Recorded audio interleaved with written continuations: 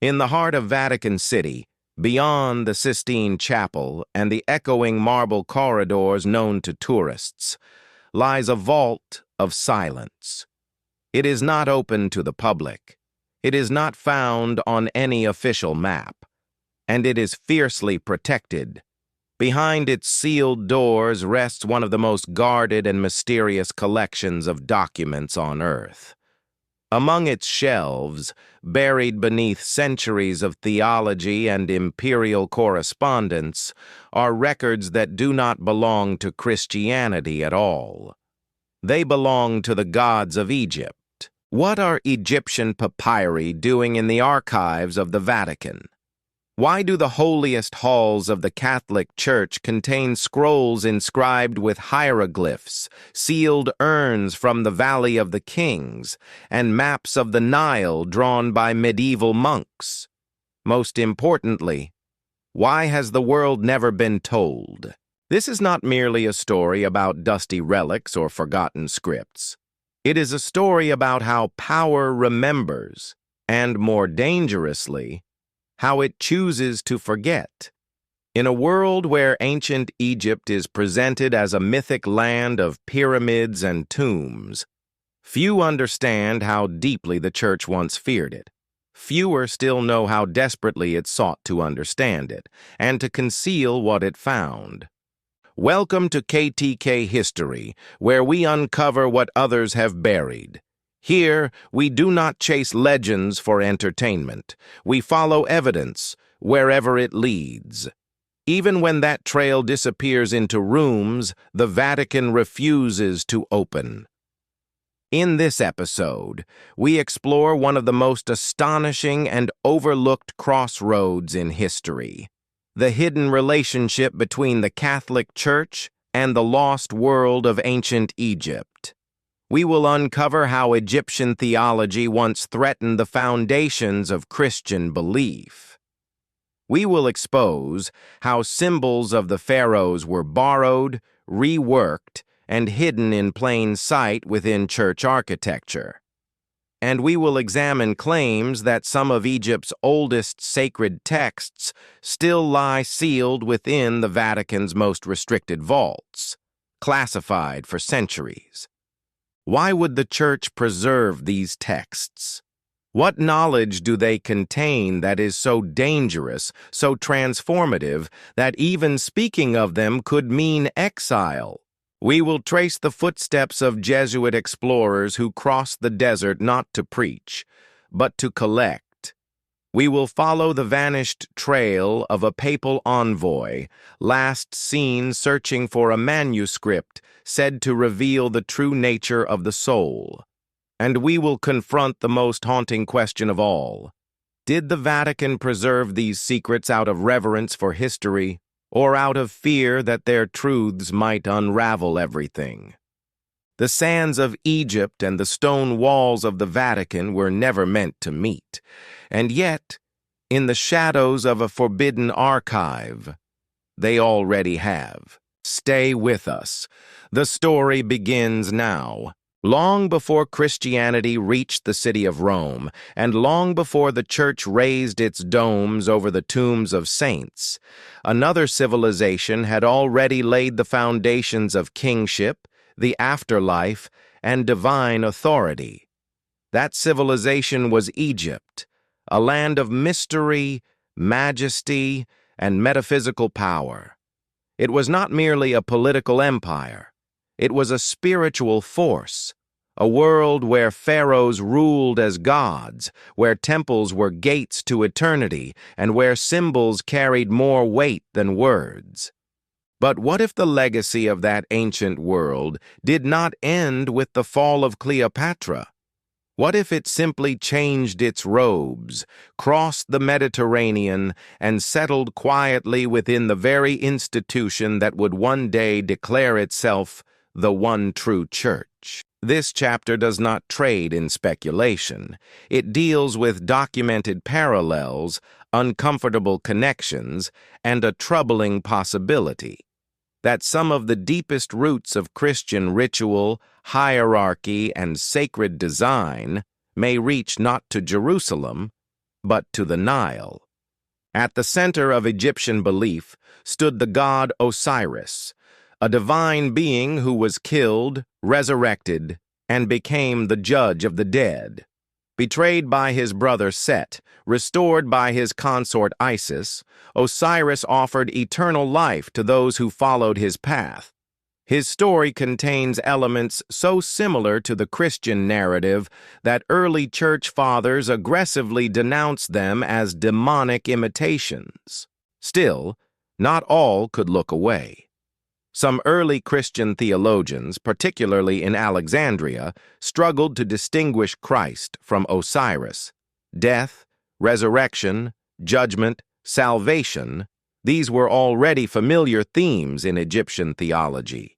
Even the Eucharist at its core echoed the sacred bread of Osiris, consumed in temple rites. The shepherd god motif, present in both Horus and Christ, became so confusing that Christian missionaries in Egypt often rephrased their teachings to avoid overlap. Was Christianity shaped by Egyptian theology, or were both simply expressions of a deeper universal longing? The question is disturbing for many, but private documents and restricted correspondence inside the Vatican suggest the Church may have taken these similarities more seriously than it has ever admitted. Some of the most striking evidence of this connection requires no access to secret archives. It stands in full view in the very heart of St. Peter's Square. The Vatican obelisk, a 25-meter pillar of granite, was carved in Heliopolis around the year 2400 before Christ, under Pharaoh Menkares. Emperor Caligula brought it to Rome, but it was the Catholic Church that gave it its current sacred placement, at the epicenter of Christian space. Why would the Church preserve and elevate a monument originally dedicated to Ra, the Egyptian sun god? The answer depends on who you ask. Officially, it represents triumph over the past, a pagan symbol reclaimed by the Church. But within the private writings of papal architects, the obelisk is described as more than just stone. It was treated as a cosmic anchor, aligned with solar events and liturgical dates. Some notes refer to it as a pillar between the heavens, echoing the ancient Djed, the symbolic spine of Osiris. Even the Great Dome of St. Peter's Basilica reflects Egyptian influence. It channels light through specific angles at precise times of year, much like the design of Egyptian temples. These architectural decisions hint at a profound reality: that the Church did not destroy Egyptian spirituality, it reframed it. Restricted Vatican documents also refer to curious journeys made by early Roman bishops. These were not pilgrimages to Christian holy sites, but quiet visits to Alexandria, Luxor, and Thebes. The records speak in codes, but the intent is clear. These trips were not about conquest, they were about collection.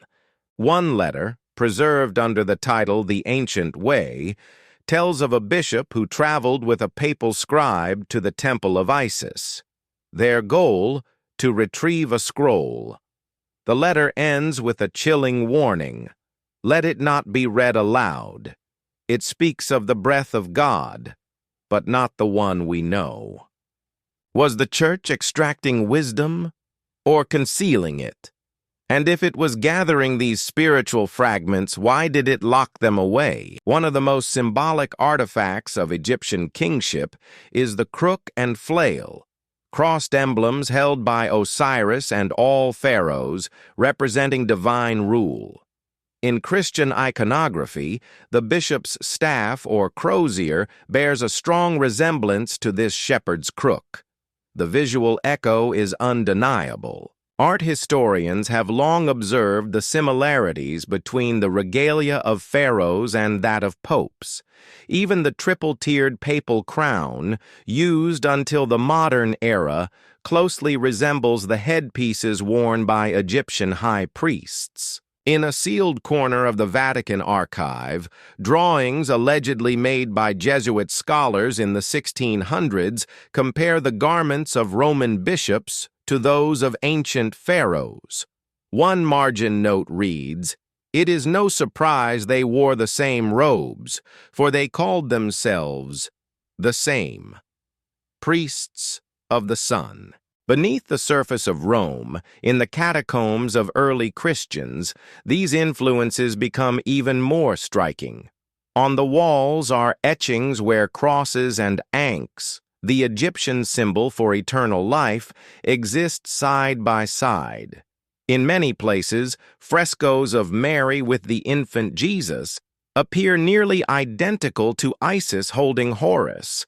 Some say these images are simply the result of cultural blending, but internal Vatican reports describe them as deliberate synthesis. Over time, many were painted over, but the original layers remain. At what point does inspiration become dependence? And if early Christianity adopted Egyptian forms, did it do so in reverence or out of necessity? By the end of the 4th century, the Church launched a campaign to erase what remained of Egypt's spiritual legacy. The Great Library of Alexandria was burned. Temples were dismantled or repurposed. Priests of Thoth and Isis disappeared. And yet, not everything was lost. Some scrolls survived, hidden by monks, smuggled across the Mediterranean, preserved in silence. It is believed that certain Gospels, written by early Egyptian Christians, contain teachings that are more mystical and more destabilizing than anything in the official canon. Some of these, according to records within the Vatican, are kept under strict lock, not because they are false, but because they are too close to a truth the Church could never publicly acknowledge, that the spiritual path may not have started in Bethlehem, but on the banks of the Nile. This chapter does not argue that Christianity is Egyptian.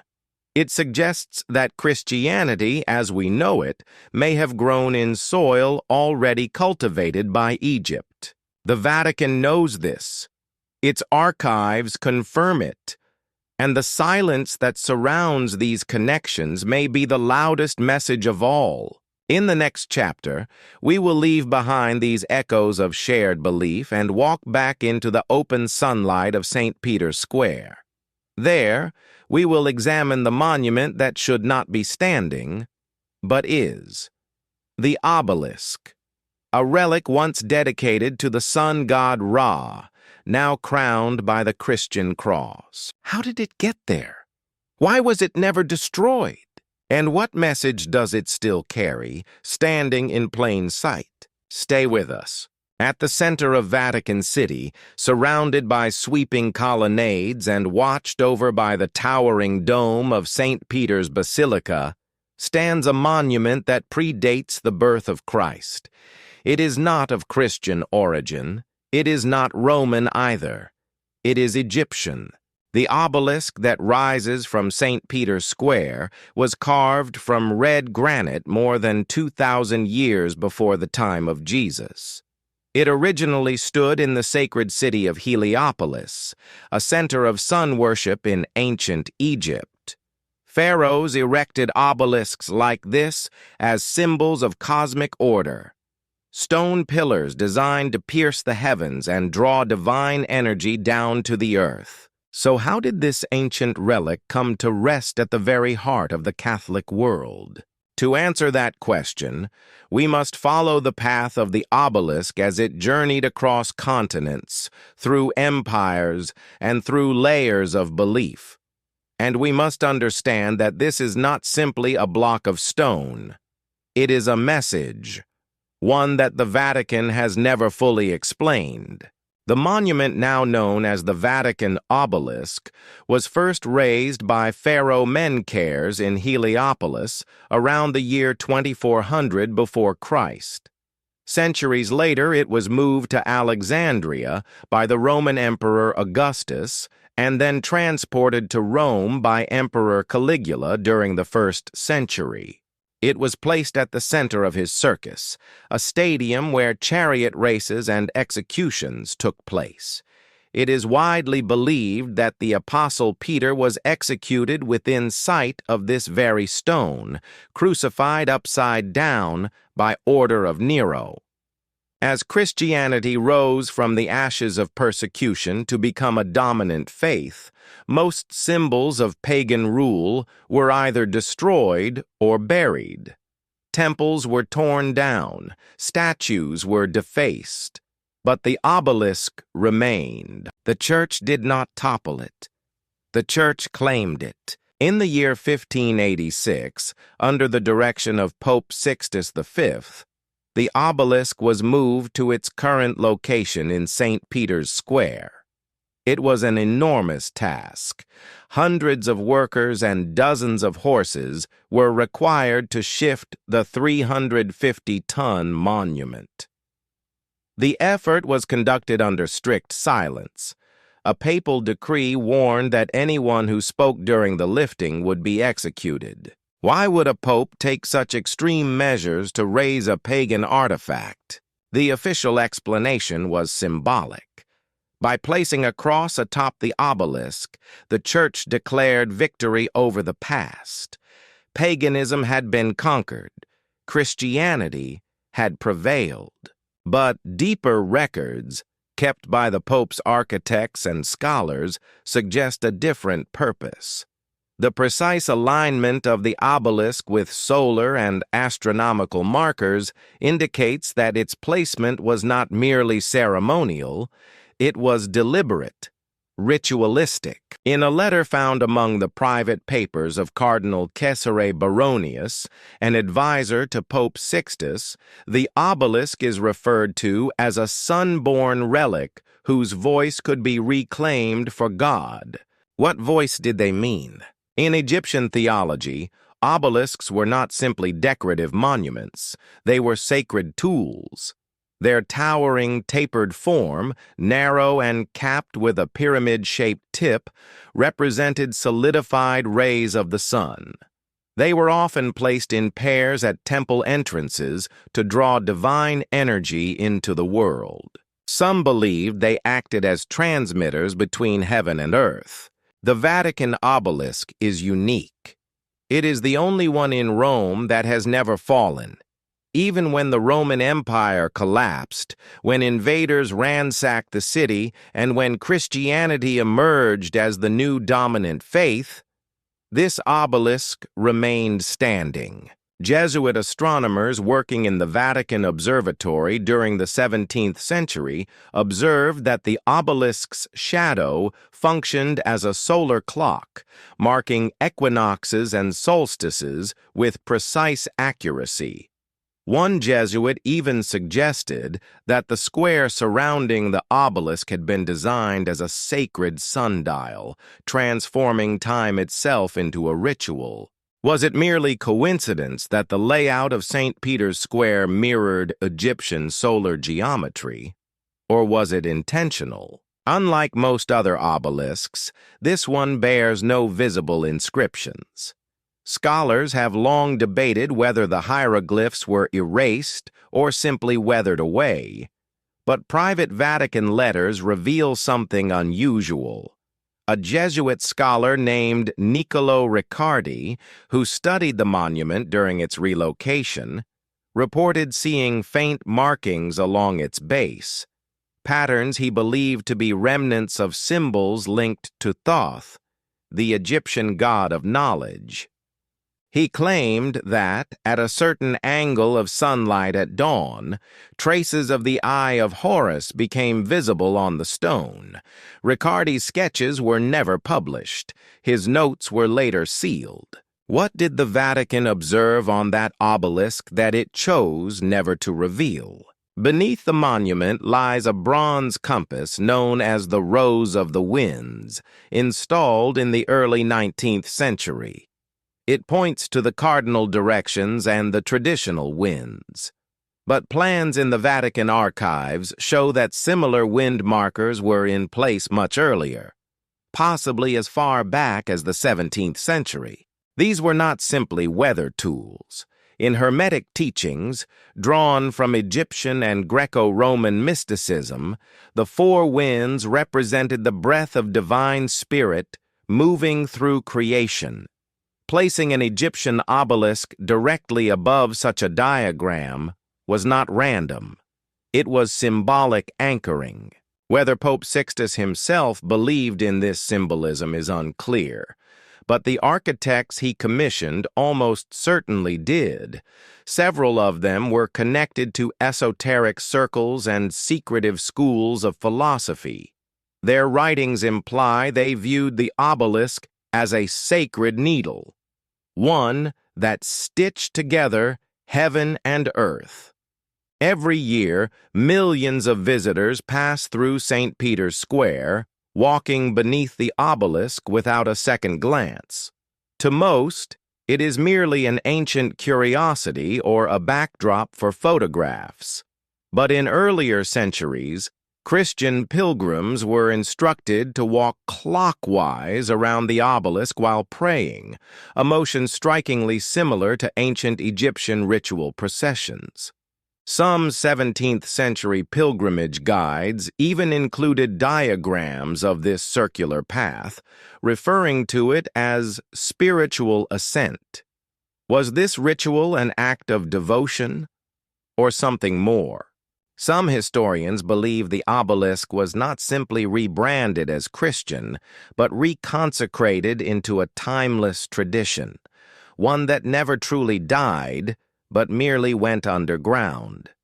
At the top of the obelisk stands a bronze cross.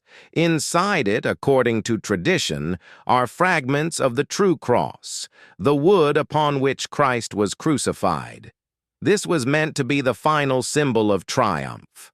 The cross now crowned the sunstone. Yet when viewed from below, the silhouette remains unmistakably Egyptian. For centuries, the popes have celebrated Mass in its shadow.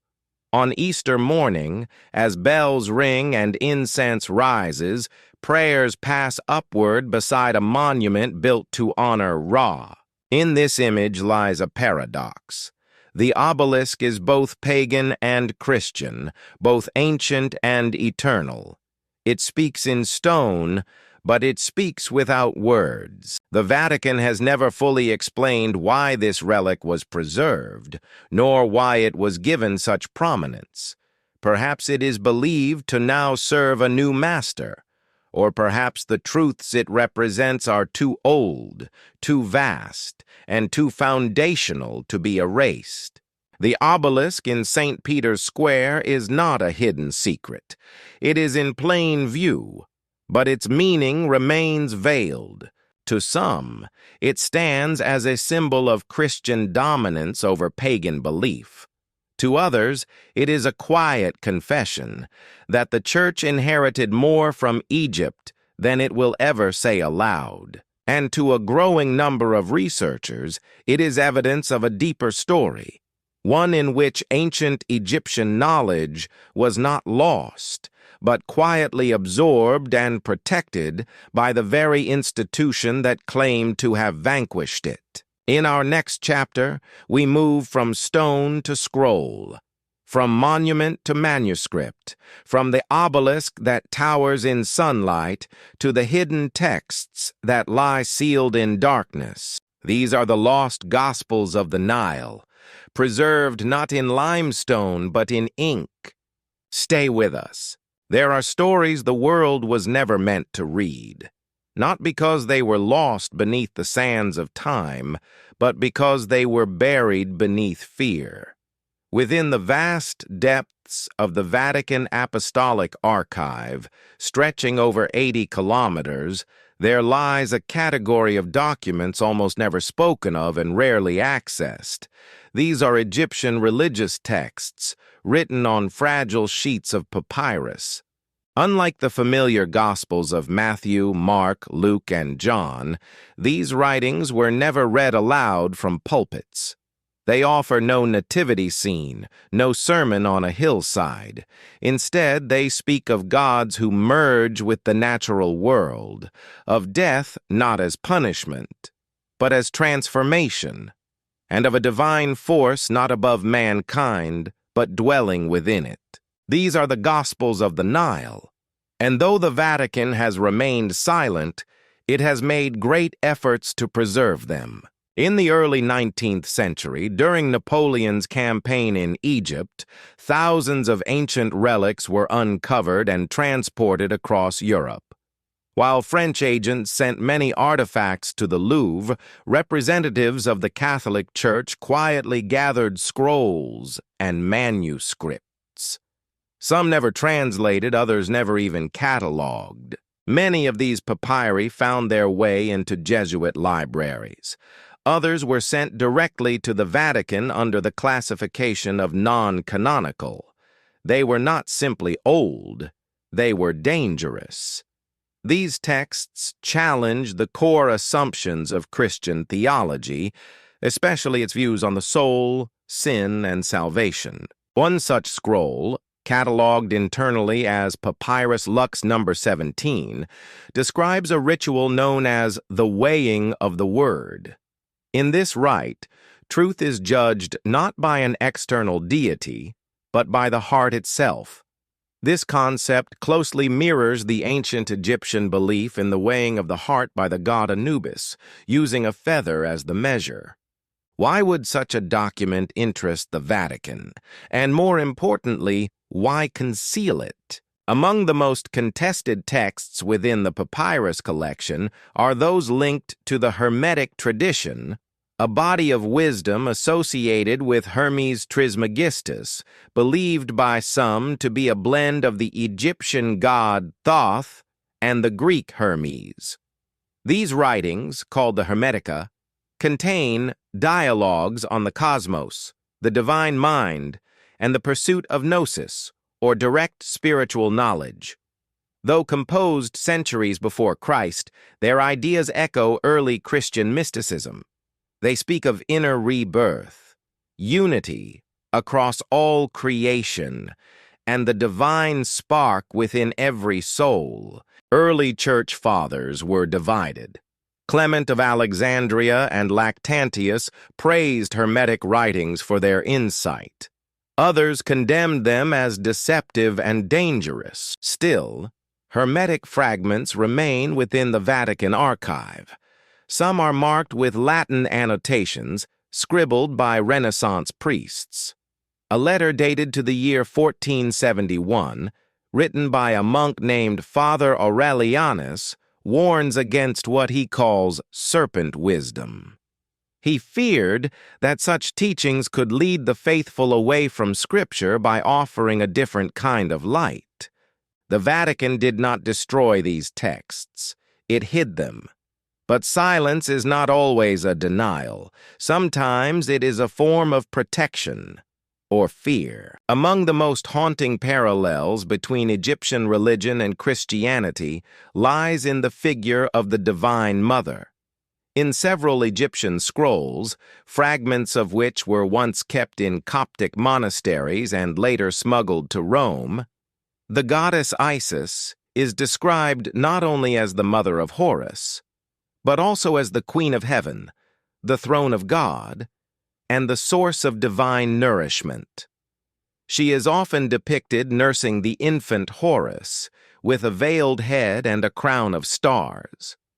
This imagery mirrors early Christian depictions of Mary holding the infant Jesus. In one restricted archive, once managed by the Congregation for the Doctrine of the Faith, scholars documented more than 20 illustrations showing Isis and Mary in nearly identical poses. These were filed under the category of syncretic risk. The question is not whether early Christians borrowed symbols. It is whether the image of Mary as we know it today was shaped by Egyptian archetypes that predated her by thousands of years. If that is true, what does it mean for the doctrines built around her, and how much did the early church adapt in order to survive? Among the most elusive texts linked to this mystery is one known only by reputation. It is referred to in esoteric circles as the Gospel of the Serpent Light. No complete copy has ever surfaced, but fragments and references to it appear in Jesuit field notes from the late 16th century. These describe a gospel written in Greek on Egyptian papyrus. It tells of a teacher who walks the Nile, heals with sound, and teaches that the soul is a beam of eternal light. He warns against religions that bind men in chains of law. The teacher is never named. Yet his words resemble those found in the Gospel of Thomas, a Gnostic text rediscovered centuries later in Nag Hammadi. In the year 1611, a Jesuit explorer named Paolo Desideri claimed to have found this gospel in a remote desert monastery.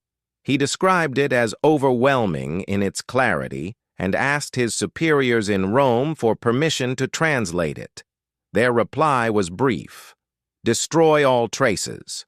Call it myth. Whether this gospel ever existed or not, the question remains, why would the Vatican fear a document it considered false? And if it was genuine, why erase it? Throughout its history, the Vatican has presented itself as the guardian of orthodoxy, but it has also been the collector of ideas that threatened it. The Egyptian scrolls held within its walls are not preserved for historical interest alone. They are guarded. Some corridors, according to anonymous sources, are sealed with red wax and accessible only to a select few. In one wing, known informally as the Sand Wing, papyrus fragments are wrapped in linen and stored in climate-controlled chambers.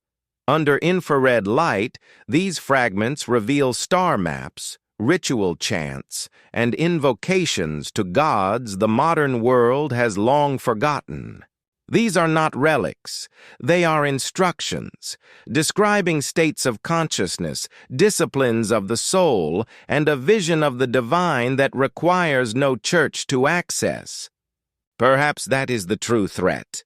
If these teachings offer a path to spiritual knowledge without intermediaries, what becomes of institutions built on hierarchy and doctrine? The Vatican's official position remains unchanged. It claims these texts are incomplete, unreliable, or irrelevant. But that explanation grows weaker with each locked door, each annotated page, and each buried name. In 1987, a Vatican translator named Father Luca Fornari began work on several Egyptian manuscripts. His personal journal, later leaked, speaks of discovering teachings centered on an inner resurrection, achieved not through belief, but through breath, sound, and personal transformation. Soon after submitting his findings, he was removed from the project. The translations were shelved. A year later, he left the priesthood. Was it simply disagreement? Or had he uncovered something too close to the truth? In the 4th century, church leaders met to define orthodoxy. They chose which gospels would be taught, which would be rejected, and which would be buried. Many with Egyptian origins were lost, intentionally. But not all were destroyed. Fragments remain, preserved behind locked doors, hidden in plain sight. They speak of a God who does not punish, but reveals, of a path that requires no approval, only awakening, of a truth that is not owned, but lived. This was not the message of power. It was the message of light, And perhaps that is why it was never meant to be read. Egypt may be spoken of in the past tense. Its temples are silent. Its priests are long gone. But its ideas did not die. They wait. Not in tombs, but in libraries. And somewhere beneath the Vatican, they still whisper. In the next chapter, we follow the men who searched for those whispers. Not historians, not tourists, but monks. Seekers in robes of silence who stepped into the sands looking for something the church could never admit. Some came back with stories. Others did not return at all. Stay with us. The deserts of Egypt, endless, sun-scorched, and seemingly lifeless, are often dismissed by the modern mind as barren landscapes. But to the ancients, and to a select few within the early church, they were not deserts at all. They were libraries without walls. The sand covered more than ruins. It covered memories, secrets too powerful to remain in plain sight. It was into this landscape that a strange group of travelers once ventured. They were not archaeologists. They were not soldiers or merchants. They were monks. Starting as early as the 5th century and continuing well into the Middle Ages, Christian monastic communities began spreading southward from Alexandria into Egypt's interior. The official explanation was solitude, retreat from the world to pray in silence. But internal church letters preserved in restricted corners of the Vatican archive hint at something far more deliberate. These monks were sent not only to withdraw from the world, but to recover what Rome could not find at home. One of the earliest accounts comes from a letter dated 412 AD, written by a bishop named Theophilus of Hermopolis. In a Latin translation archived in the Vatican, Theophilus describes a band of monks venturing deep into the desert to witness what the ancients buried and to guard it from the hands of false gods. The phrase has puzzled scholars for centuries. What did they hope to find? And what knowledge was so dangerous that it had to be guarded? Later testimonies from monastic scribes speak of journeys beyond mapped territories, excursions to sunken temples, hidden tombs, and underground chambers. What they discovered were not just artifacts. They found scrolls, fragments of inscribed stone, and more strangely, maps. But these were not maps of cities or kingdoms.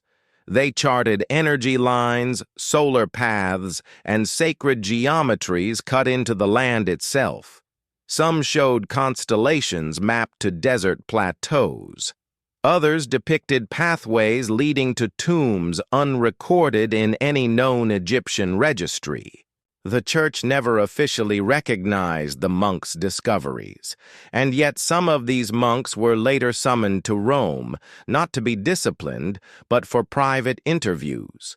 Their findings had not been denied, they had been classified. A document written in 870 AD by Abbot Ferenc of Monte Cassino describes a strange relic retrieved from Egypt, a stone tablet etched in 3 scripts: Coptic, Greek, and one resembling early Egyptian Demotic. The tablet bore what he called a stairway diagram, a schematic of burial shafts near Saqqara that had never appeared in any known account. Ferenc died only months later. The tablet was never catalogued, but a near-identical sketch appears in Codex 14e, locked in the Vatican's restricted repository. In the margin, a Jesuit archivist from the 17th century. Why such secrecy? Unless the tomb it pointed to was not a tomb at all, but something the church feared more than death itself. As the decades passed, monks from various orders, Franciscans, Augustinians, even remote Coptic brothers, began submitting maps that, although drawn independently, showed remarkable similarities. These were not practical maps. They included metaphysical references, gates, vortexes, and symbols of light. One journal from the monastery of St. Catherine at Sinai describes a hidden chamber beneath the ruins of Dendera, a place filled with stone pillars that echoed back not sound, but what the monk called soul light. The walls bore inscriptions describing the human soul as a traveler through layers of radiance. The attached map was quietly acquired by the Vatican in 1912. It is now sealed in a double-glass container and accessible only to top archivists. Why such care? What is the Church protecting, truth or the world from that truth? Not all expeditions returned. In 1734, a Jesuit monk named Father Matthias Ortega led a mission into the western desert. His letters described ruins west of the Fayoum oasis, structures unlike any pharaonic design. He spoke of carvings depicting elongated skulls, avian eyes, and bodies wrapped in spirals of script. In his final letter, he claimed they had discovered a staircase that descended beneath time. He was never heard from again. A papal envoy dispatched a decade later found no sign of Ortega or his men, but he did return with a sandstone fragment etched in the spiral script Ortega described. It was added to the Vatican Museum's private collection and mislabeled pre-Islamic desert ornament. No further efforts were made to uncover Ortega's fate. Was he lost to the desert or silenced by what he discovered? During the Renaissance, the line between faith and knowledge blurred. The Vatican denounced magic in public, yet supported certain scholars in private. One of the most well-known was Athanasius Kircher, a Jesuit polymath who believed Egypt held the key to unlocking universal truth. Kircher wrote of sound chambers beneath the Nile, of maps aligned with Orion's belt, and of rituals conducted in absolute darkness to summon divine clarity. His magnum opus, Obeliscus Aegyptiacus, was edited before publication. Its most controversial findings omitted by order of the Vatican itself. What Kircher uncovered was not fiction. It was built upon centuries of monk-led expeditions, recovered maps, and testimonies whispered from cloister to cloister. His conclusion was clear. Egypt preserved something the Church did not understand, yet feared too much to ignore. In 1928, a Swiss historian named Albrecht Thaler was granted limited access to the archive under the guise of studying medieval pilgrimage routes. What he found instead, according to his private diary, was a folder labeled Tabula 10. Inside was a map, hand-drawn, dated 1643, charting not Egypt's surface, but a labyrinth below it. The lines were precise, geometric. They intersected in patterns no mine or aqueduct would follow. To Thaler, they appeared ritualistic, a skeleton of an ancient consciousness embedded in stone. 2 days later, Thaler was expelled from the archive. He published nothing, but after his death, fragments of his notes were discovered. One line stands out. They do not guard secrets. They guard entrances. To this day, Tabula 10 remains sealed, but portions of it, smuggled and pieced together by independent researchers, suggest the Church was mapping something older than empire and deeper than scripture. The monks who walked the sands of Egypt were not merely seeking solitude. They were pursuing the origin of something vast, something older than Rome and far older than the Church itself. Their journals have faded. Their maps have been locked away. But the land remains. The desert does not forget. And if you know where to look, the stars still rise over the same forgotten tombs. In our next chapter, we follow the men the Vatican turned to after the monks, the Egyptologists. But these were not ordinary scholars. They were trained in secrecy, sent under cover. Their findings, hidden for decades, may have shaken the Church more than any heresy ever could. Stay with us. Long before Egyptology became an academic field, long before museums vied to display mummies and golden relics, the Vatican had already begun a silent, covert campaign into the sands of Egypt. Its agents were not armies or archaeologists, but priests, trained scholars in robes, quiet men who traveled without fanfare and reported only to Rome. They were not called Egyptologists. Their titles were deliberately vague: missionary, envoy, brother. But their instructions were precise. Find what others overlook, retrieve what others discard, and above all, never speak of it publicly. From the 17th to the early 20th century, the Church dispatched dozens of such men to Egypt. These were not missions of conversion. No churches were founded, no communities baptized. These missions were not religious in the conventional sense. They were recoveries. And what they sought was not Christian, but pre-Christian. Why? What was Egypt hiding that the Vatican was desperate to reclaim? Declassified correspondences from the early 1800s provide a clue. They reveal the existence of a Vatican department hidden under the broader umbrella of missionary work. It was called the Archivum Sectorum, the sectioned archive. Staffed by linguists, scholars of ancient religion, and former Jesuits, this division had one mandate: collect religious texts, symbols, and relics deemed potentially illuminative. Africa was a target, but Egypt was an obsession. Internal letters from this group speak of parallel traditions of divine knowledge, non-Christian metaphysical structures, and cosmic continuity through ritual. These phrases sound deliberately abstract, but when paired with actual field reports, they form a mosaic of motive.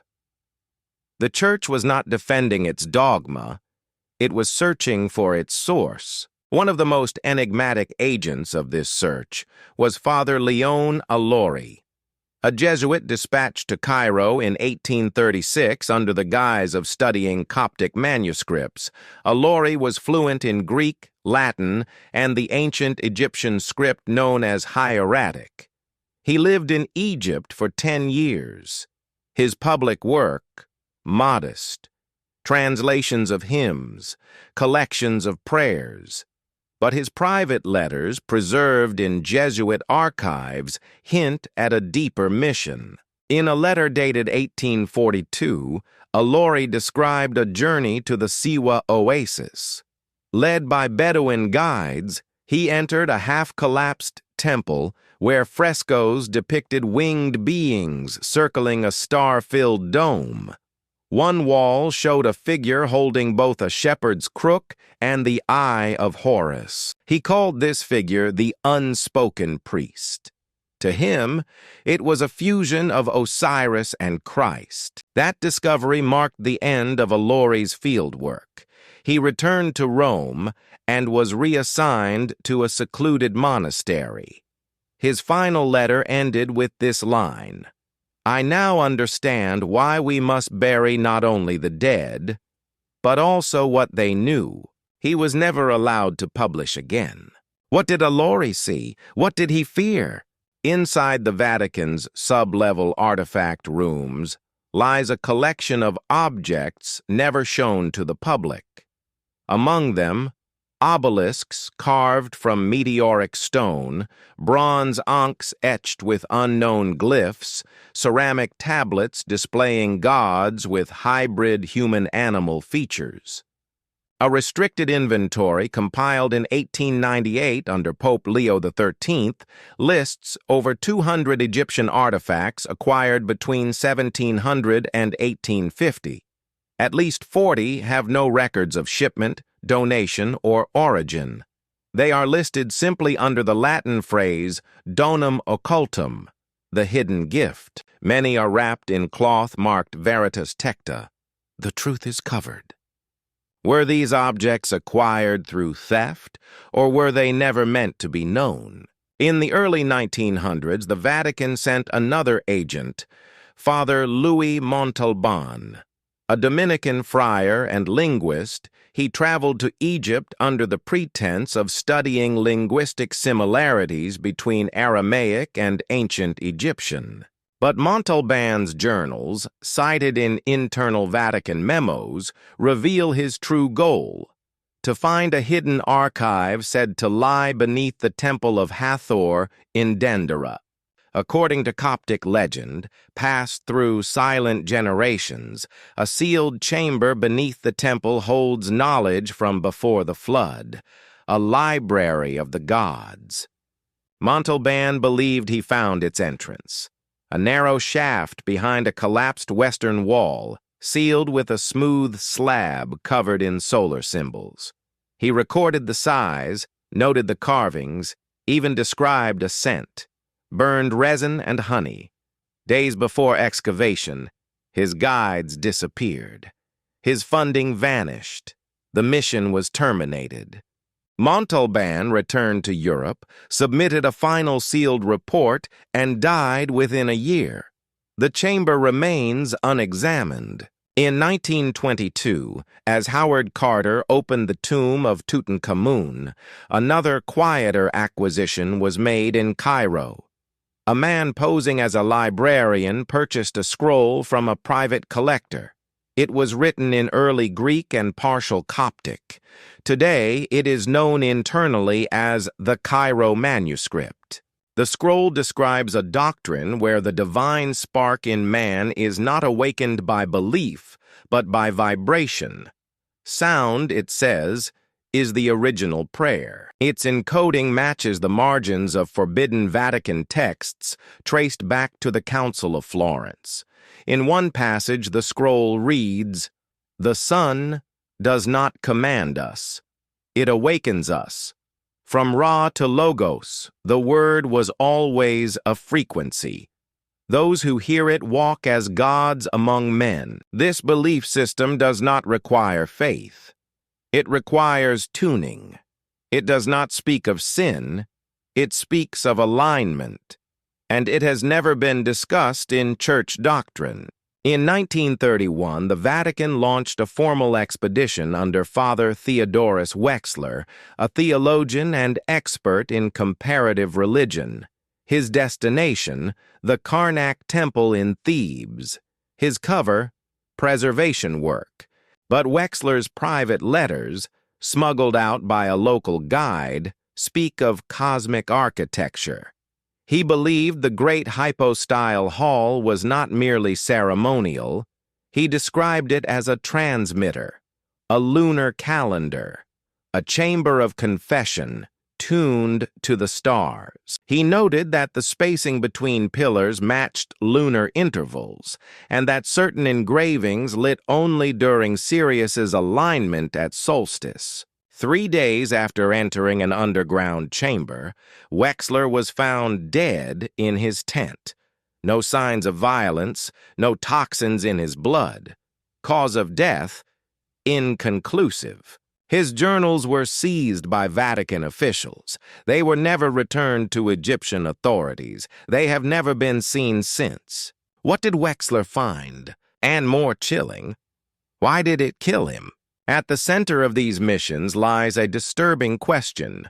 Why would the Vatican, so vocal in its denouncement of paganism, invest so heavily in retrieving its relics? Was the Church hunting down heresy to destroy it, or was it preserving it for a reason it has never revealed? If these missions were acts of curiosity, they would have been shared.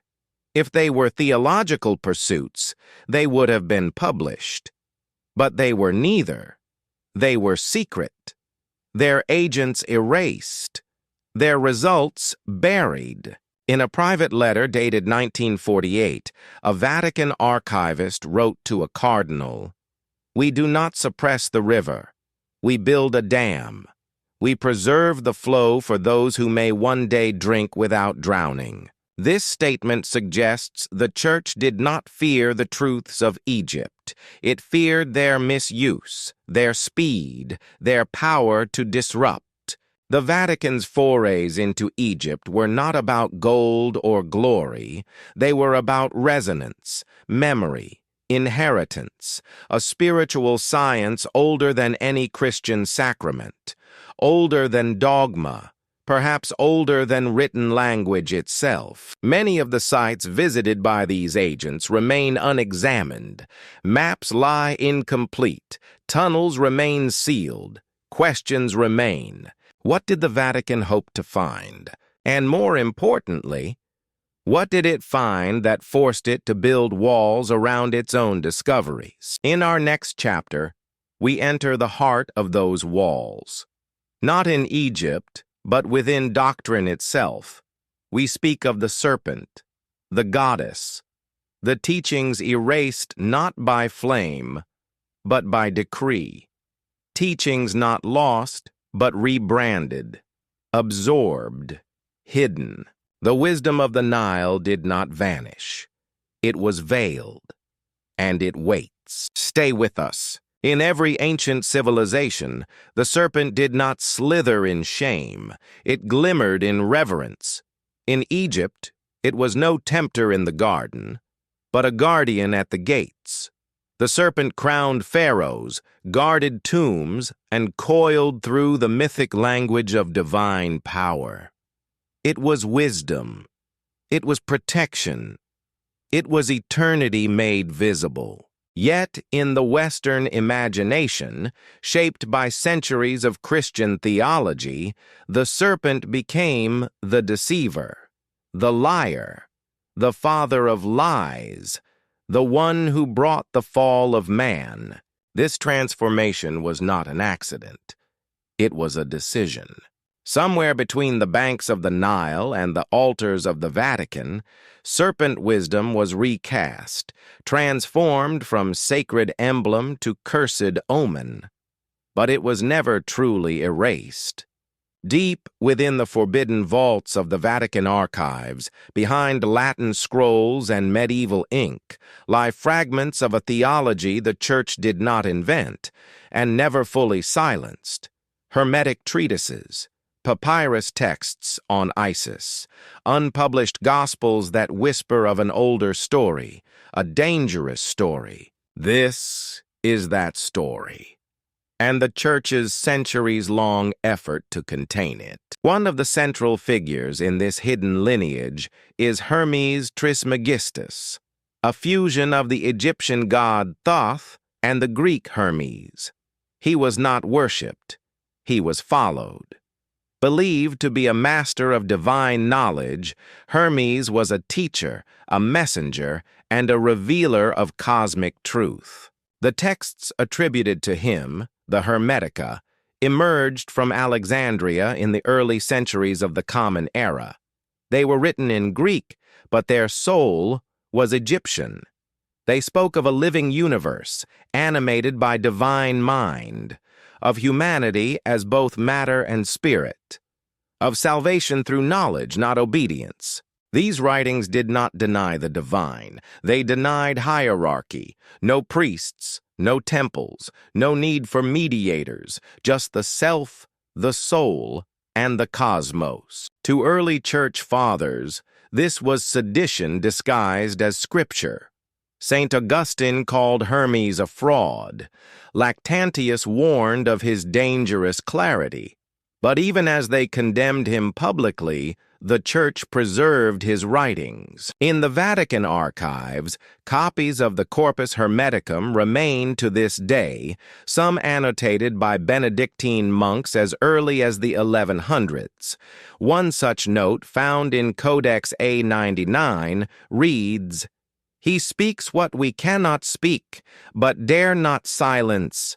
Why would the Church safeguard a man it declared a heretic, unless he was not the enemy, but the origin?" And what of Isis? Long before Mary held the title, Mother of God, Isis bore it across Egypt and the eastern Mediterranean, Queen of Heaven, Lady of Wisdom, Mother of the Horus Child. Her temples once stretched from the Nile Delta to the streets of Rome. Even as Christianity rose, devotion to Isis endured, particularly among women and healers. Her imagery persisted, subtly transformed. The earliest icons of Mary holding baby Jesus mirror almost exactly the statues of Isis nursing Horus. The tilt of the head, the expression, even the titles, Star of the Sea, Mother of God, remain.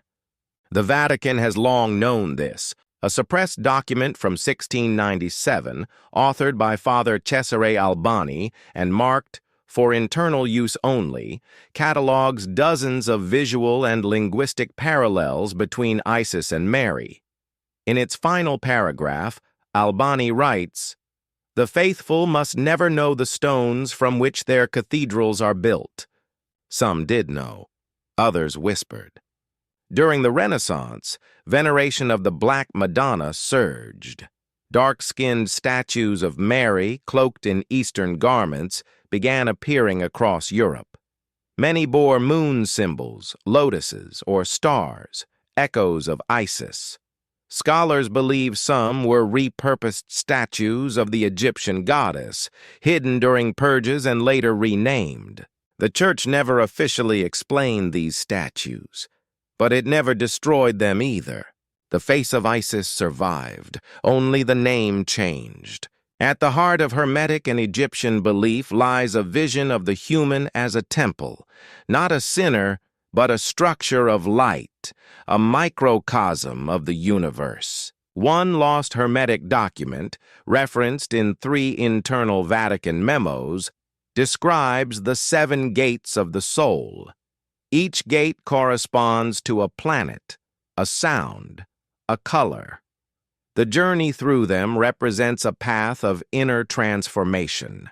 Egyptian cosmology mirrors this.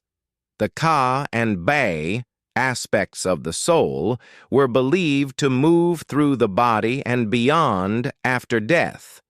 Initiates memorized sacred sounds, performed rituals of passage, and visualized their ascent. The Jesuit translation of this text, dated 1611, includes one chilling annotation.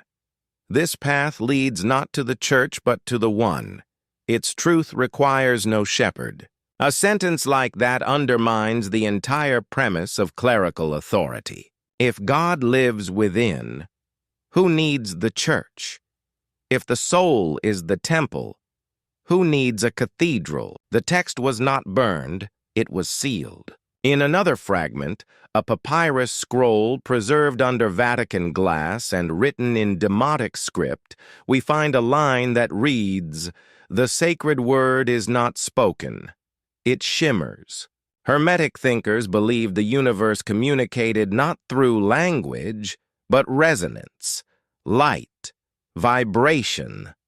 The word was a frequency, not a sentence. One Jesuit, Father Angelo Corti, spent 2 decades studying this. In his final unpublished manuscript, he proposed that Gregorian chant was not simply music, but a remnant of Egypt's resonance technology designed to awaken consciousness. The Vatican reviewed the work, marked it, "Do not circulate." What would happen if believers discovered that salvation was not a matter of faith, but of frequency? That prayer was not obedience, But harmonic science? The Church never answered. But its silence was clear. For a time, even the serpent adorned papal vestments, twisting up gold staffs carved into marble floors. But over the centuries, it vanished, replaced by swords, crosses, crowns. Yet in Egyptian cosmology, the serpent was a symbol of divine awakening. The uraeus, the cobra on the pharaoh's brow, represented wisdom rising from within. In Christian scripture, the serpent was rewritten. The bringer of knowledge in Eden became the great deceiver. The one who opened eyes became the one who damned humanity. This was not a natural evolution. It was a theological coup. In private Vatican debates from the 1300s to 1700s, we find traces of dissent.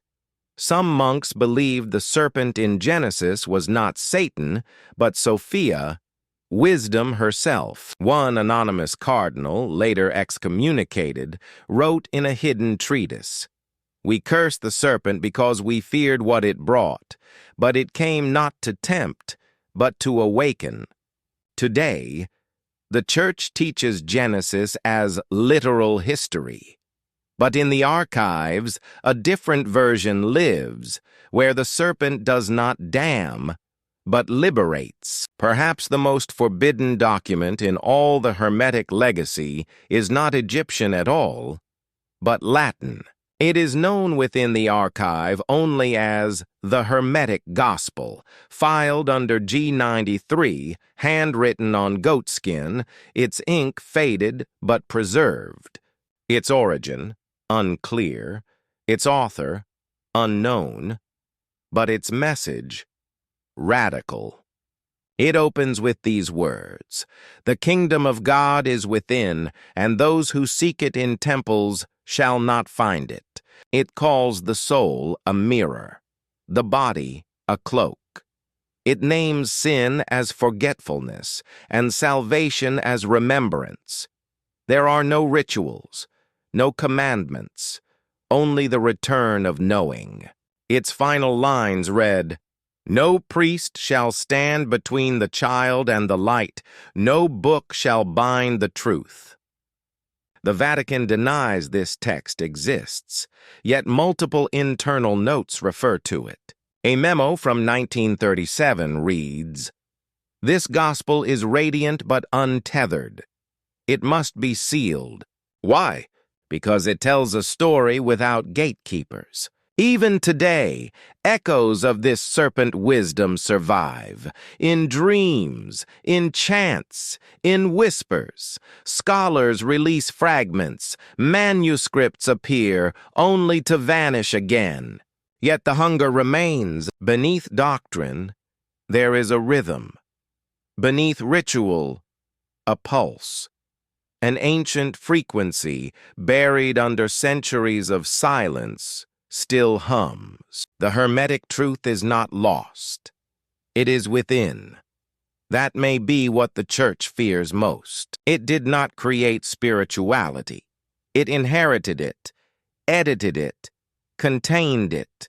But some truths are too vast to cage. The serpent still coils, Isis still weeps, and the light of Hermes flickers, dim but unbroken. What began along the Nile did not end there. It was carved into cathedrals, hidden in paintings, encoded in stained glass. The wisdom of Egypt was never destroyed. It was preserved in silence. In the next chapter, we follow the war that silence masked, the hidden conflict between those who preserved the serpent's path and those who vowed to crush it. Not with swords, but with censorship. The war for memory has never ended. Stay with us. By the early 17th century, the Vatican had accumulated more knowledge about Egypt's spiritual legacy than it would ever admit publicly. Ancient scrolls, forgotten maps, relics of gold and stone, and forbidden texts, gathered through centuries of secret missions, were quietly hidden beneath Rome's marble floors. But the true conflict had only just begun. It was no longer about the objects themselves. It was about what they represented. Beneath the vaults where Christian orthodoxy was being shaped, there now lived a parallel system of belief, one older than Christianity, indifferent to hierarchy, and dangerously self-sufficient. This presented a dilemma. If the Egyptian teachings were false, why preserve them? And if they were true, why suppress them? The Vatican had to make a choice. It chose war, not a war of swords or decrees, but one of silence, containment, surveillance. At the front lines stood the Society of Jesus, the Jesuits. Founded in 1540 by Ignatius of Loyola, the Jesuit order was never just a religious brotherhood. It was a precision tool for theological warfare. Its members were scholars and soldiers of thought, trained in philosophy, languages, and science, prepared to defend doctrine in classrooms and across continents. While much of their public effort focused on countering Protestant influence, another mission operated in the shadows, one few would ever speak of: the neutralization of Egypt's spiritual current. To do this, the Jesuits had to study the very knowledge they sought to suppress. They translated Hermetic manuscripts. They examined the geometry of Egyptian temples. They observed rituals not with admiration, but with clinical scrutiny. In private letters exchanged between Jesuit leaders in the late 1500s, a phrase appears again and again: "We must know the serpent in order to crush it." But what they found in Egypt was not chaos or superstition. It was structure, consistency, a spiritual system too coherent to dismiss and too dangerous to embrace. Thus began a silent war, not against armies, but against memory. In the city of Alexandria, once the intellectual center of the ancient world, Jesuit missionaries infiltrated Coptic monastic communities.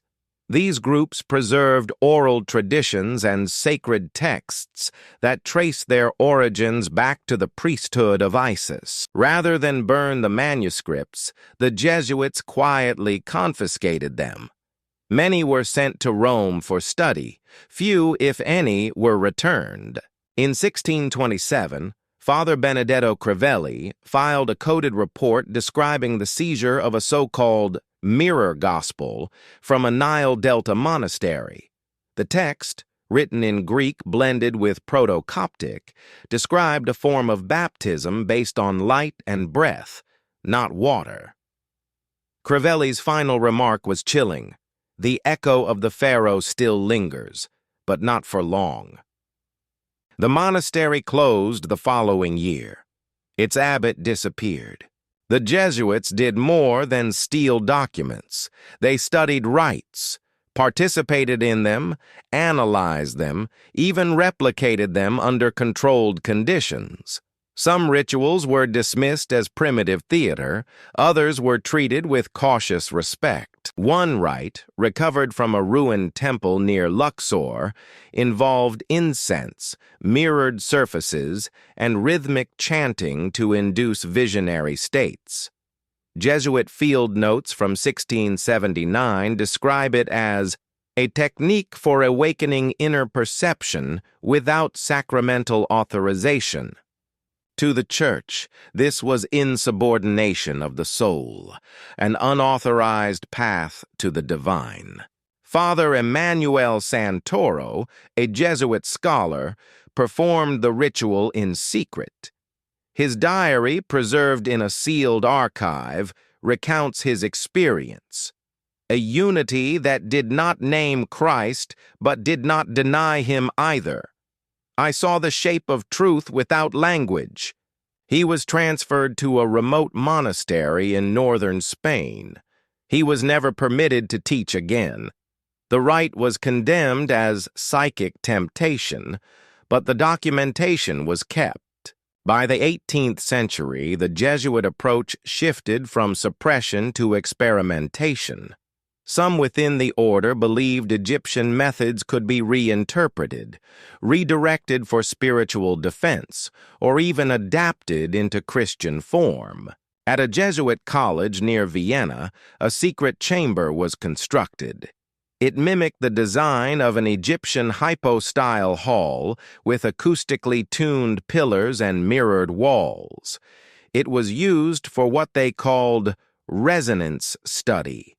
Novice priests were exposed to chants translated from Hermetic texts. Reactions were logged. Some wept. Others trembled.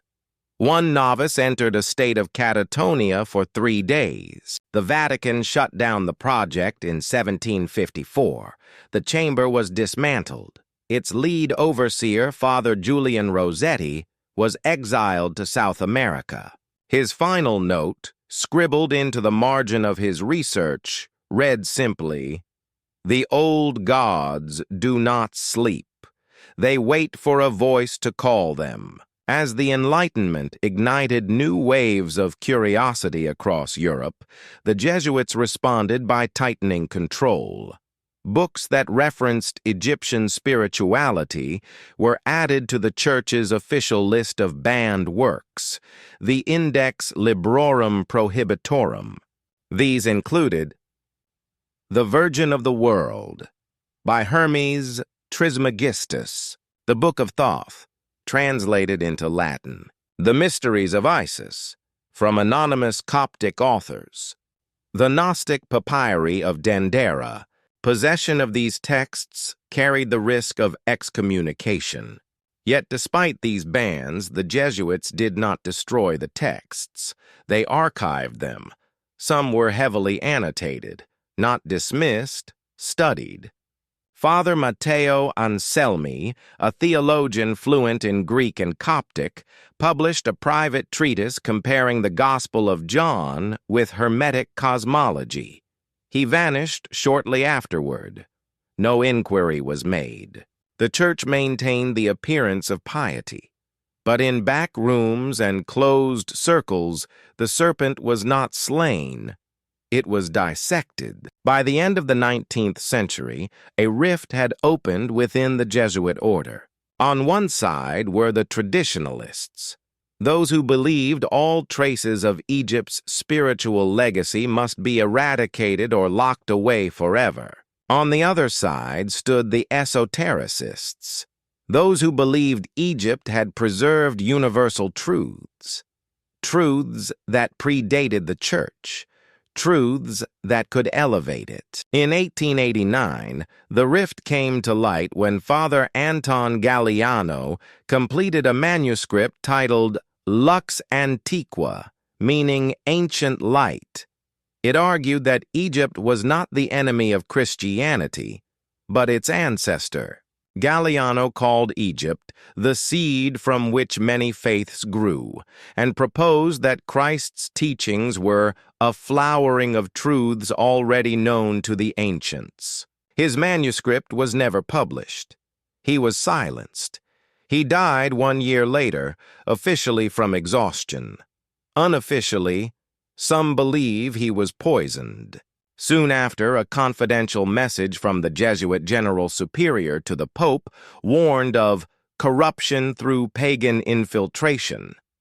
But there was no infiltration. There were only ideas, and ideas cannot be burned. They can only be buried. Today, the Jesuits speak little of Egypt. Their public focus is on education, science, and social reform. But within the archives, the records remain. Field reports, translations, even acoustic recordings. Some whisper of a modern initiative, unofficial, unacknowledged.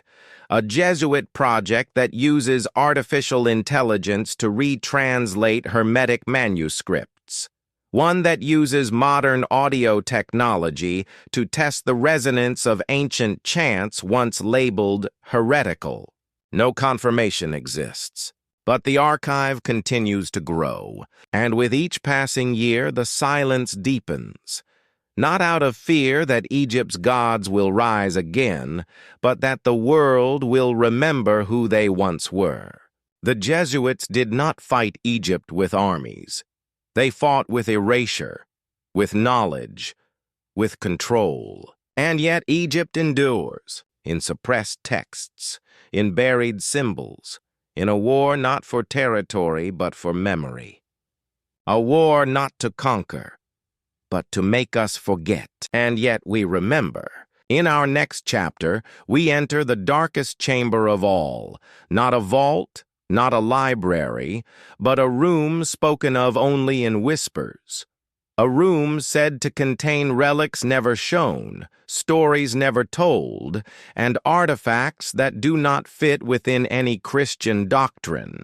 We step now into the Papal Chamber of Shadows. Stay with us. Deep beneath the Apostolic Palace, beyond sealed doors and stone staircases absent from any official map, lies a room that exists in whispers rather than records. Tourists never pass it. Scholars never cite it. It appears in no directory. And yet, for those who know where to look, the room is very real. This hidden space has carried many names through the centuries. The dark vault, the lower archive, the quiet chapel. But among those who have claimed to see it, or have merely heard of it from those who have, it carries one name above all others: the Papal Chamber of Shadows. It is not a library, it is not a museum, it is something far more unsettling. It is a room of last resort, and what it contains may challenge the very foundation of what the Church publicly claims to believe. The first surviving mention of the chamber comes from a sealed memorandum dated to the papacy of Innocent VIII in the late 15th century. The document, addressed to a senior cardinal, speaks of the need for a secure holding cell for items of sacred ambiguity. The phrase itself is revealing: sacred ambiguity, not heresy, not superstition, but something much more dangerous: knowledge that cannot be denied, but cannot be explained either. As the Renaissance dawned and explorers returned to Europe with artifacts from Egypt, Mesopotamia, and beyond, the Church found itself in possession of relics that contradicted its own timeline. Objects that whispered of gods older than the God of the Bible, and truths that had no place in Christian theology. They could not be dismissed. They were too real, but they also could not be revealed. And so they were hidden. Among the most enigmatic of these artifacts is a manuscript known only by its code, Codex LVX-9. Unlike the Dead Sea Scrolls or the Nag Hammadi texts, Codex LVX-9 has never been cited in any academic journal.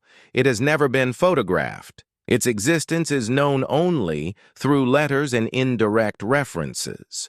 A 1932 letter by Monsignor Vieri Allegri describes the Codex as a book of unlettered light. According to his account, the pages shimmer like mica.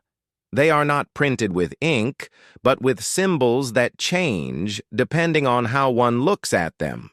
The text defies translation. Linguists, cryptographers, and mystics have all failed.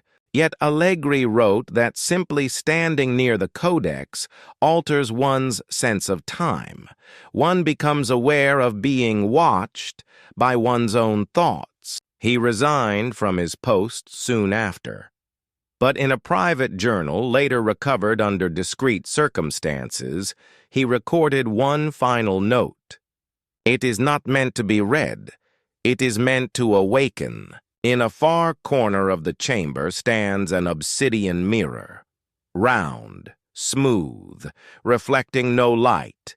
It is enclosed in triple-thick glass and encased in a silver housing etched with layers of protective prayer. The mirror was retrieved from a collapsed temple south of Aswan by Jesuit missionaries in the mid-19th century. Local villagers would not approach it. They called it cursed. But the missionaries saw something else: power. They transported it to Rome under armed guard. Church records refer to the object as the Eye of Return. When viewed under candlelight, witnesses have reported that the mirror reflects not the viewer, but alien landscapes, skies with twin suns, cities made of golden light, ruins from no known culture. One monk reportedly fell into a coma after staring too long. Upon awakening, he spoke a language no scholar could identify. The Vatican sealed the mirror the next day. It has not been opened since. Perhaps the most disturbing item held within the chamber is a statue of Isis, carved from a black stone so dense that it reflects no light at all. The figure stands with arms outstretched, holding an ankh in one hand and a serpent in the other. But it is what happens during a specific time each year that has stirred the most fear. 3 anonymous testimonies, submitted by monks assigned to the lower archives, describe a phenomenon observed on August 15th during the Feast of the Assumption. On that date, and that date alone, the statue appears to weep. Drops of a red fluid emerge from beneath the eyes. A sample was quietly tested in 1976. The result? Human blood. Type AB negative. The statue is solid. It has no internal cavity. The phenomenon has never been explained. The Church has never acknowledged it publicly. But in a sealed internal memo from 1982, a senior archivist wrote, "If this is not divine, then it is something we do not understand, and if we do not understand it, we must not unleash it." The statue now stands behind a wall of lead and prayer. In an ebony box, placed within a small compartment of the chamber, lies a vellum map unlike any other. It bears no names of cities, no rivers, no borders, only geometric lines intersecting across continents. These lines connect key spiritual centers: Cairo, Rome, Jerusalem, Santiago, all pointing to one location deep in the Libyan desert. At the center is a symbol: half eye, half sun. It belongs to no known culture, and yet identical versions of it have been found in cave paintings in Tibet, in Nazca lines in Peru, and etched into stone in England. Beneath the map is a single line of Greek, written in a forgotten dialect. It reads, "The place where memory ignites." In the 1930s, Pope Pius XI authorized a mission to investigate the site. 3 members of the expedition vanished en route. The mission was canceled. The Vatican called it coincidence. The map has not moved since. One of the most puzzling features of the chamber is not an artifact, but an installation. Set into one of its walls is a door, crafted from bronze and basalt. It leads nowhere, or at least nowhere visible. There is no handle, no lock, only engravings. On the Egyptian side, he who knows himself will not knock. On the Latin side, he who knocks has not known himself. The door was brought to the Vatican in the 1920s, allegedly recovered from a dig near Abydos. Its transport was supervised by Cardinal Vasile. Since its placement, unexplained phenomena have been reported. Compasses fail, candles flicker, visitors grow dizzy or euphoric. No one has entered. Or if they have not returned. If the Vatican is the keeper of Christian truth, why would it preserve relics so deeply embedded in non-Christian traditions? The answer is not about faith, It is about control. These items are not denied because they are evil. They are denied because they do not fit. They suggest that the world is older, larger, and stranger than doctrine allows. To acknowledge them would be to admit that revelation is not exclusive, that truth is not owned. But to destroy them would be to erase a deeper part of the human story. So they are kept quietly, in darkness. Because if even one of them is genuine, then history must be rewritten. The Papal Chamber of Shadows is not a place of heresy. It is a place of contradiction. It is where faith and evidence collide. It is where silence keeps the walls from crumbling. The war against Egyptian wisdom was never won. It was postponed. The serpent was never slain. It was locked away. Yet within that silence, its secrets remain, wrapped in stone, carved into symbols, waiting. One day, light may enter that chamber, and when it does, the story we know may end, and a new one will begin. At the heart of Christianity stands the cross, two wooden beams intersecting at eternity. It is a symbol of sacrifice, redemption, and divine love. But beneath that cross, beneath the marble domes of basilicas and the candle-lit silence of cathedrals, another shape quietly endures. It is not carved in stone or etched in stained glass. It flows, winding, silent, ancient. It is the Nile. This river, the lifeblood of one of humanity's oldest civilizations, never ceased to move. It did not vanish when the last pharaoh fell. It did not dry up when new gods arrived. It continued, through memory, through symbol, through silence. And somewhere along its subterranean journey, its waters reached Rome. This story was never about dismantling faith. On the contrary, it has traced faith to its hidden roots, to the temple before the church, to the scroll before the scripture, to the desert before the doctrine. And at its heart, it asked a single question, a quiet question, but one too large to ignore. What if the Vatican has not only safeguarded Christian truth, but also fragments of a far older, more universal wisdom? We began with an obelisk, an ancient monument to the sun, now crowned with a Christian cross in the heart of St. Peter's Square. We followed its shadow backward, across centuries and sand, to Heliopolis, where priests once gathered to read the language of light. From there, we unlocked forbidden doors.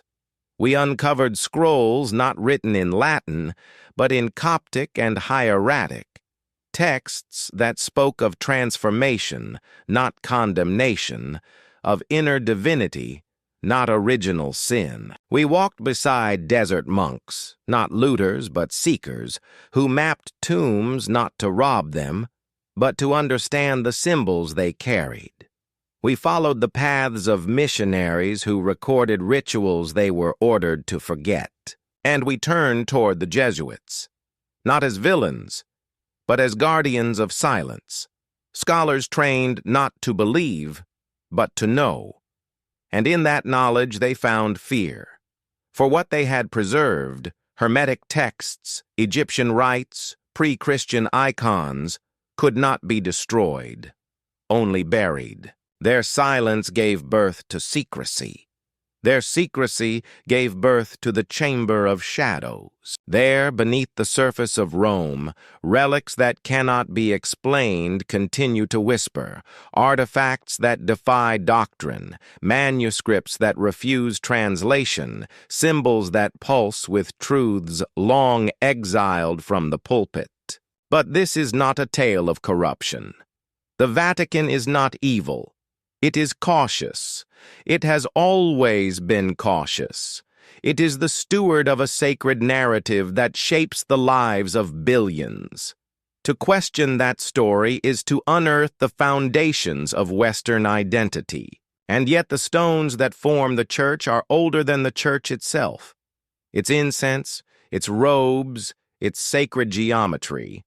These are echoes. Echoes of temples that once lined the Nile, echoes of Isis and Horus, of Osiris and Maat. Even the story of death and resurrection, central to Christian belief, was first spoken in the language of the papyrus reed. Perhaps the Vatican's silence is not deception, but reverence. A recognition that the truth does not begin in Rome, and it will not end there. That Christianity, in all its beauty and power, is a chapter, not the whole book. But if that is true, why remain silent? The answer may lie in fear. Not fear of other gods, but fear of a world without gatekeepers. A world where the divine is not handed down through hierarchy, but discovered within. A world where every soul is a sanctuary, every question is sacred, and no one speaks for God, but all may listen. Such a world is holy, but it is also uncontrollable. History is not a line. It loops. It forgets. And sometimes, if we listen closely, it remembers. What we have uncovered in this film is not just a forgotten religion or a sealed archive. It is a mirror, a challenge, a whisper from the past that says, what is old is not dead. It waits. It watches. It remembers the teachings of Hermes, the prayers to Isis, the wisdom of Thoth. These were not enemies of the church. They were its ancestors. Their breath still lingers in chants, in rituals, in the stained glass windows that catch the morning light. The Vatican, whether knowingly or reluctantly, has preserved these fragments. It has protected them in silence. It has stored them in shadows. Perhaps not for us, not yet, but for a future when the world is ready to remember. That future may be now. We are not the first to ask these questions, and we will not be the last. But perhaps we are the first generation to truly hear the whisper beneath the hymn, to sense that beneath the gold and incense, beneath the Latin and the liturgy, something older waits to be named again. A river flows beneath the church. A story hums beneath the sermons. A light flickers beneath the shadow, and that light is Egyptian. Thank you for walking with us through forgotten deserts, sealed archives, and corridors of sacred silence. At KTK History, we do not seek controversy. We seek clarity. We follow the trail wherever it leads, even if it leads us to doors that were never meant to open. If this journey spoke to you, share it. Speak the silence. Ask the question. Because only when memory is shared can truth begin to heal. This has been Egyptian Secrets Hidden in the Vatican Archives. The past is not dead, it is only buried, and together, we are digging.